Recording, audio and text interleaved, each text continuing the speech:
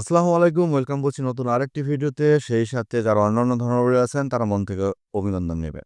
T twenty বিশ্বকাপ বাংলাদেশ থেকে সম্প্রচার বন্ধ হয়ে যাচ্ছে। বাংলাদেশে টি-টোয়েন্টি বিশ্বকাপ দেখানো হবে না। কারণ যে বিশ্বকাপে বাংলাদেশ খেলবে না, যে বিশ্বকাপে লাল সবুজের পতাকা উড়বে না, যে বিশ্বকাপে লাল সবুজের জার্সি গায়ে দর্শকরা মাঠে থাকবে না, যে বিশ্বকাপে আমাদের লিটন, তামিম, ইমন, মুস্তাফিজ, তাসকিনরা খেলবে না, সে বিশ্বকাপ তো বাংলাদেশের মানুষের দেখার কথা না। আমি জোর দিয়ে বলতেছি, বাংলাদেশের টি-টোয়েন্টি বিশ্বকাপ যদি না খেলা হয়, তাহলে টি-টোয়েন্টি বিশ্বকাপ বাংলাদেশ সম্প্রচার বন্ধ করবে। কেন এবং কী কারণে বলতেছি? বাংলাদেশের বিসিবি প্রেসিডেন্ট আমিনুল ইসলাম বুলবুল তিনি বলছেন যে, যদি টি-টোয়েন্টি বিশ্বকাপ বাংলাদেশ না খেলে তাহলে 18 কোটি দর্শক হারাবে আইসিসি। কথাটা কিন্তু ভুল প্রমাণ করবেন না। কারণ বিশ্বে কটা দেশে আর ক্রিকেট খেলা হয়? England, Australia, New Zealand, south Africa, India, Sri Lanka, Pakistan, Bangladesh. এই কয়েকটা দেশের মধ্যে যদি আপনি ক্রিকেট ক্রেজি ফ্যান হিসেবে ধরেন, ইন্ডিয়ার পরে কিন্তু বাংলাদেশের অবস্থান পাবেন।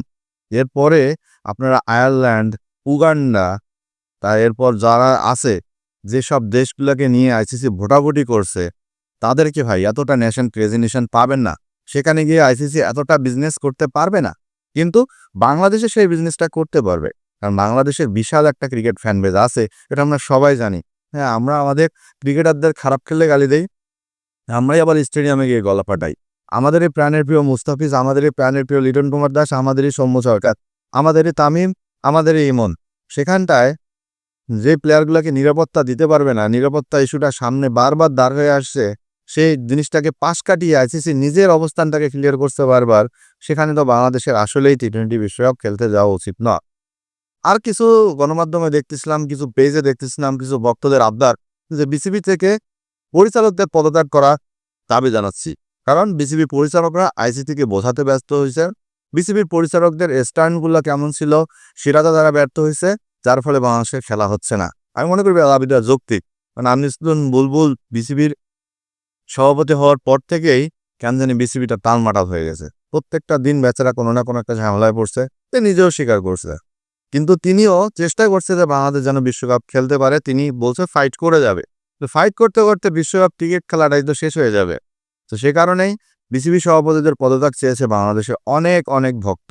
এটা হয়তো রাগ এবং আবেগের পক্ষ থেকে, কিন্তু আপনি যদি বাস্তব দিকের পক্ষে দেখেন, তাহলে বাংলাদেশ সরকার, নট বাংলাদেশ ক্রিকেট বোর্ড, তারা কিন্তু বাংলাদেশ টিমকে যাইতে দিচ্ছে না।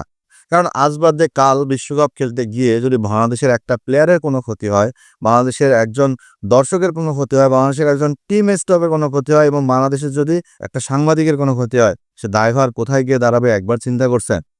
সেদিক থেকে বাংলাদেশ সরকার একদম টোটালি না করে দিছে। কারণ বাংলাদেশের গোয়েন্দা বিভাগ কোনো ক্লিয়ারেন্স বাংলাদেশ সরকারকে দেয়নি যে আপনারা বিশ্বকাপ খেলতে যান। এখন কথা হচ্ছে, বাংলাদেশ আসলে কিভাবে হেরে গেল? কোন স্থানটাতে বাংলাদেশ ভুল করলো? হ্যাঁ, বাংলাদেশ ভুল করছে একটা স্থান, যখন মুস্তাফিজকে বাদ দেওয়া হলো। বাংলাদেশ ক্রিকেট বোর্ডের উচিত ছিল বিসিবিকে মেইল করা যে কী কারণে মুস্তাফিজকে বাদ দেওয়া হলো। কারণ আমি যতদূর জানি, মুস্তাফিজরা যখন নাম দেয় আইপিএলে, সেটা বিসিবির মাধ্যমেই দেওয়া হয়, এবং ভারতের ক্রিকেট বোর্ড যখন প্রত্যেকটা ক্রিকেট বোর্ডের কাছে নাম চায়, তখন কিন্তু একটা প্লেয়ারের নাম দেওয়া হয়।